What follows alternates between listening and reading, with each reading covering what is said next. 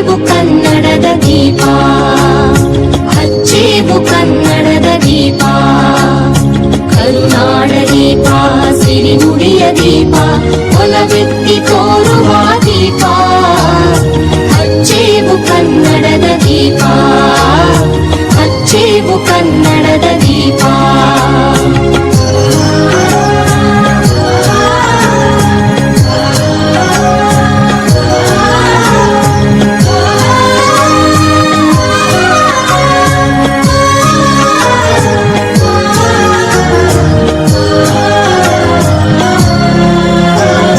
ಬಹುದಿನಗಳಿಂದ ಮೈಮರೆಯಿಂದ ಕೂಡಿರುವ ಕೊಳೆಯ ಕೊಚ್ಚೇವು ಎಲ್ಲೆಲ್ಲಿ ಕನ್ನಡ ಕ್ಷೇತ್ರದಲ್ಲಿ ಮಹಾಲಕ್ಷ್ಮಿ ಬಡಾವಣೆ ವಿಧಾನಸಭಾ ಕ್ಷೇತ್ರದಲ್ಲಿ ಜಾಗೃತಿ ಪ್ರತಿಷ್ಠಾನ ಅದರ ಸಂಸ್ಥಾಪಕ ಅಧ್ಯಕ್ಷರಾದ ನಾರಾಯಣಸ್ವಾಮಿ ಅವರು ಹಾಗೂ ಕನ್ನಡ ಸಾಹಿತ್ಯ ಪರಿಷತ್ ಮಹಾಲಕ್ಷ್ಮಿ ಬಡಾವಣೆ ಒಂದು ಸಹಯೋಗದಲ್ಲಿ ರಾಷ್ಟ್ರಕವಿ ಇಡೀ ನಮ್ಮ ವಿಶ್ವದಲ್ಲೇ ವಿಶ್ವಕವಿ ಅಂತ ಹೆಸರು ಮಾಡಿದಂಥ ಕುವೆಂಪುರವರ ಜನ್ಮದಿನದ ಅಂಗವಾಗಿ ಇವತ್ತೊಂದು ಬಹಳಷ್ಟು ಸಾಮಾಜಿಕ ಕಾರ್ಯಕ್ರಮವನ್ನು ಹಮ್ಮಿಕೊಂಡಿದ್ದಾರೆ ನಮ್ಮ ನಾರಾಯಣಸ್ವಾಮಿ ಹಾಗೂ ತಂಡದವರು.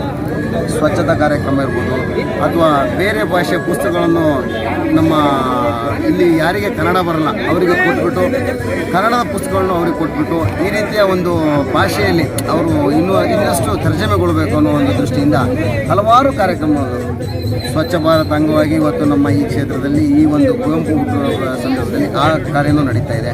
ಎಲ್ಲ ನಮ್ಮ ನಮ್ಮ ಮಹಾಲಕ್ಷ್ಮಿ ಬಡಾವಣೆ ಅಂದರೆ ನಾವು ಹೋರಾಟದಲ್ಲಿ ಎತ್ತಿದ ಕೈ, ಅದರಲ್ಲಿ ಇವತ್ತು ಈ ಸಂದರ್ಭದಲ್ಲಿ ಇವತ್ತು ಬೆಳಗ್ಗೆ ಪ್ರಪ್ರಥಮವಾಗಿ ಈ ಕಾರ್ಯಕ್ರಮವನ್ನು ನಮ್ಮ ಜಾಗೃತಿ ಪ್ರತಿಷ್ಠಾನ ಮಾಡ್ತಾ ಇದ್ದೀವಿ. ಕನ್ನಡ ಇದೆಲ್ಲ ಇವತ್ತು ತುಂಬ ಸ್ವಲ್ಪ ಬೇಜಾರಾಗುವ ಒಂದು ವಿಷಯ, ದುರಂತ ಅದು.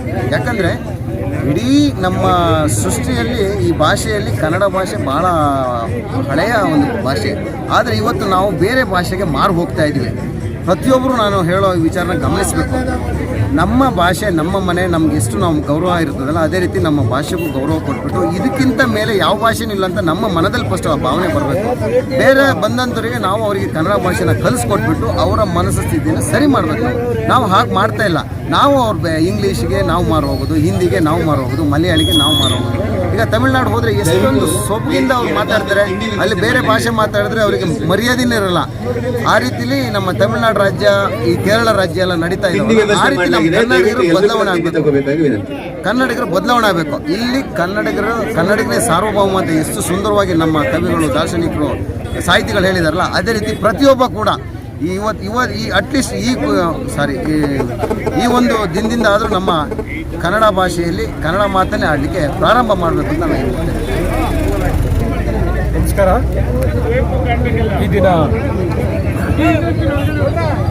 ರಾಷ್ಟ್ರಕವಿ ಕುವೆಂಪುರವರ 116ನೇ ಜನ್ಮ ಜಯಂತ್ಯೋತ್ಸವವನ್ನು ನಾವು ಆಚರಣೆ ಮಾಡ್ತಾ ಇದ್ದೇವೆ. ಇವತ್ತು ಜಾಗೃತಿ ಪ್ರತಿಷ್ಠಾನ ಮತ್ತು ಮಹಾಲಕ್ಷ್ಮಿ ಲೇಔಟು ಕನ್ನಡ ಸಾಹಿತ್ಯ ಪರಿಷತ್ತು ಎರಡೂ ಸಂಘಟನೆಗಳು ಒಗ್ಗೂಡಿ ಇವತ್ತು ರಾಷ್ಟ್ರಕವಿ ವಿಶ್ವಮಾನವ ನಮ್ಮ ಕುವೆಂಪುರವರ ಜನ್ಮ ದಿನಾಚರಣೆಯನ್ನು ನಾವು ಆಚರಣೆ ಮಾಡ್ತೇವೆ.